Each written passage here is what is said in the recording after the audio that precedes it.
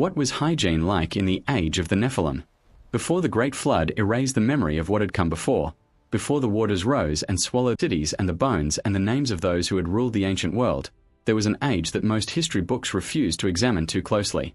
An age spoken of in fragments, in crumbling clay tablets, in cryptic passages buried deep within sacred texts, in the oral traditions of cultures that had no contact with one another and yet remembered the same towering shadows. Around 2400 BC, the world was not the quiet, primitive place that conventional timelines suggest.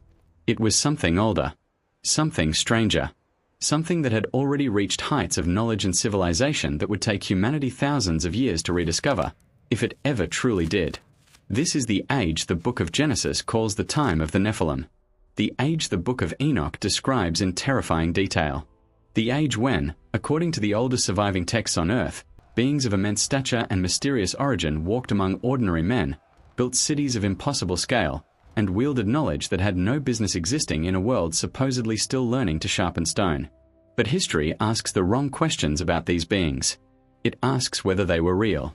It asks whether the texts that describe them were literal or metaphorical. It obsesses over their origins, divine, demonic, extraterrestrial, or simply misremembered. It almost never asks the quieter, more intimate question. The question that cuts through the mythology and touches something viscerally human. What was daily life like in their presence? What was the world like, not in its temples and its throne rooms and its cosmic dramas, but in its bodies, its streets, its breath? What did hygiene look like in a civilization that history has tried, with remarkable persistence, to forget? The answer, drawn from the oldest records humanity possesses, is both more sophisticated and more disturbing than anyone has been prepared to acknowledge.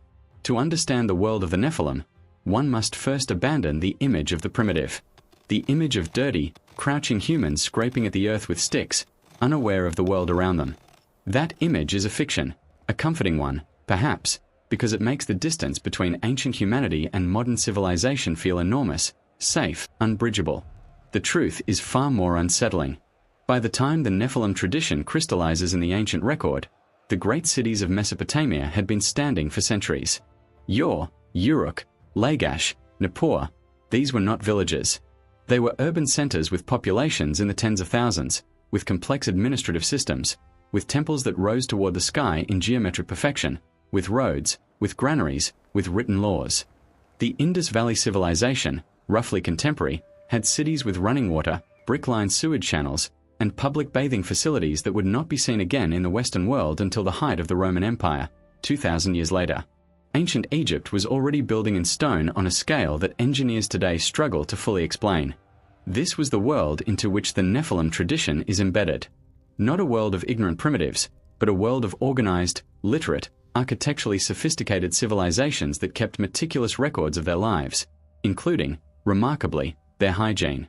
The Sumerians were obsessed with cleanliness, not merely for aesthetic reasons, and not merely out of practical necessity, but for reasons that were deeply, inextricably spiritual.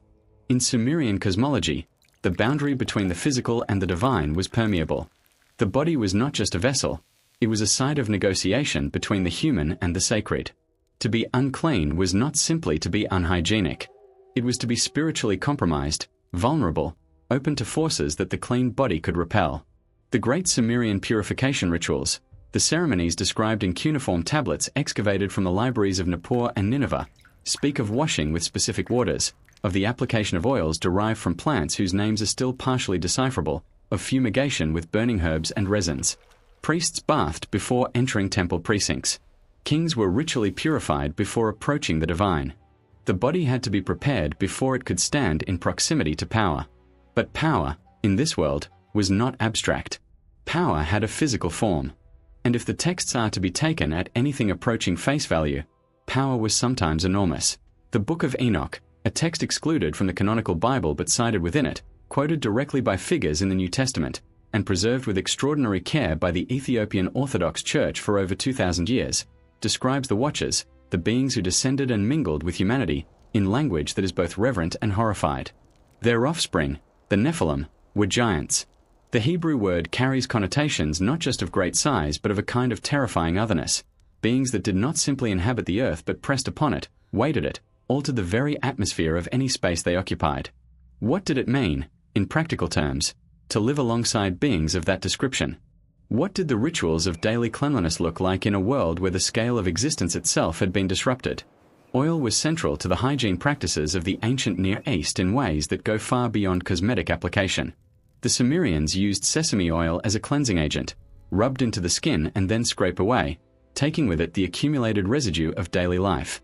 Cedar oil, derived from the great forests of Lebanon, was applied to the hair and body for both its aromatic properties and its antibacterial effects, though the Sumerians would not have used that modern term. They would have said it kept evil away. And perhaps they were not wrong. Modern analysis of cedar oil has confirmed its antimicrobial properties. The myrrh and frankincense that appear throughout ancient Near Eastern religious practice, always described as both sacred and purifying, are now known to carry genuine antiseptic compounds. The lavender and hyssop that appear in Egyptian and later Israelite purification rites have measurable antibacterial and antifungal effects. The ancient world's spiritual cleanliness and its physical cleanliness were, it turns out, the same thing. The rituals encoded knowledge that would not be formally understood for thousands of years. But here is what the texts also record, in fragments that scholars have largely treated as mythological elaboration rather than practical observation. The beings described as Nephilim required purification on a different scale. The rituals associated with them, where they are described at all, are larger, more elaborate, more resource-intensive. The quantities of oil mentioned in certain tablets are not consistent with a human body. The scale of the bathing installations found in certain ancient sites exceeds what a human population would require. Someone built bathing facilities large enough to accommodate beings considerably larger than the men who built them. The question of scale haunts every serious examination of the pre-flood world. The Epic of Gilgamesh, one of the oldest sustained narrative texts in human history, describes its hero as 2/3 divine and 1/3 human. It describes his physical appearance as something that stopped people in the streets of Uruk, not with admiration alone, but with a kind of involuntary or that bordered on fear. And the text is specific about something most readers glide past. Gilgamesh is immaculate. His cleanliness is not incidental. It is part of what marks him as something other. When he returns from his journeys battered and covered in the dust of the road, his ritual washing is described with the same reverence as his battles. The restoration of his purity is the restoration of his identity. The Nephilim, whatever they were not filthy. They were, if the texts are to be believed, obsessively, almost supernaturally clean. This creates a dissonance worth sitting with. The popular imagination defaults to squalor when it reaches toward the ancient world, to mud and disease and bodies that knew nothing of cleanliness. There is truth in that, for the poor and powerless who lived in the shadows of the great monuments. But for those at the top of the ancient hierarchy, and especially for the beings the texts describe as standing above even that hierarchy, cleanliness was not a luxury. It was a discipline. It was, in some deep sense that the ancient mind understood intuitively and the modern mind is only beginning to recover, a form of power. The Book of Enoch does not merely describe the watchers as tall and luminous. It describes them as bringing knowledge to humanity, and among that knowledge, according to the text, was knowledge of roots and plants, of medicines and preparations. Whether one reads that as divine gift or as corruption, and Enoch himself reads it as corruption, the teaching happened. The knowledge transferred. And if that knowledge included what later traditions would call herbalism, what the Sumerians called sacred preparation, what modern chemistry calls pharmacology and antisepsis, then the hygiene of the Nephilim age was not primitive. It was the product of a transmission that had arrived from somewhere else entirely. Water, in every ancient tradition connected to this period, carries an almost unbearable symbolic weight. The flood traditions that appear in cultures from Mesopotamia to ancient India to the Americas all describe a world that was washed, catastrophically, terminally washed. And all of them agree on what provoked it: an excess, a corruption, a blurring of the line between the human and the divine that produced offspring who did not belong to either category. The Nephilim were part of that excess. But before the waters came, there was a world that functioned. Cities stood. Knowledge was recorded and transmitted.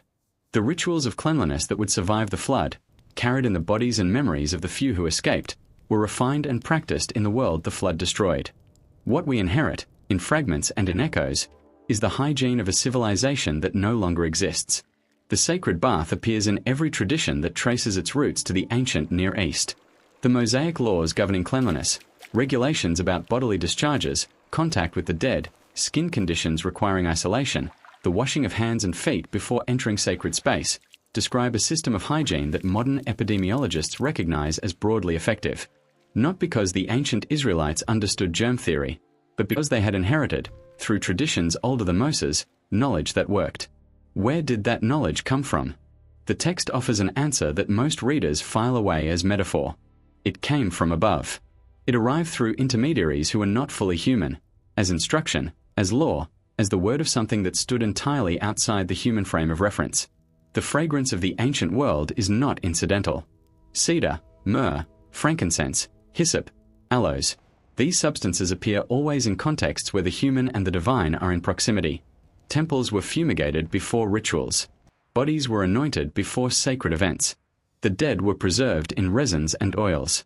Modern chemistry has found in these substances a remarkable convergence: antibacterial, antifungal, antiviral, even mildly psychoactive in sustained exposure. A temple burning frankincense continuously was a temple whose air had been made inhospitable to biological contamination. The ancient world was not accidentally clean in its sacred spaces. It was deliberately, intelligently clean. And the knowledge behind that cleanliness traces back, in every tradition, to a moment of transmission, a moment when knowledge arrived from a source the humans involved could not fully comprehend. What the oldest texts describe is not a civilization that has been understood. It is a civilization that has been glimpsed, through fragments, through ruins, through the distorting lens of translation and time and the deliberate suppression of knowledge that too many powerful institutions, in too many centuries, have found inconvenient. The clay tablets are incomplete. The texts excluded from canonical scripture were excluded for reasons that were not always theological. The sites that have been excavated represent a fraction of what has been buried, and what has been buried deliberately represents a knowledge that someone, at some point, decided humanity was better off not recovering. The hygiene of the Nephilim age is, in one sense, a small question, a domestic question, a question about oil and water and the smell of burning herbs in the streets of cities that no longer exist. But it opens into something immense. It opens into the question of what was known, before the flood, that is not known now.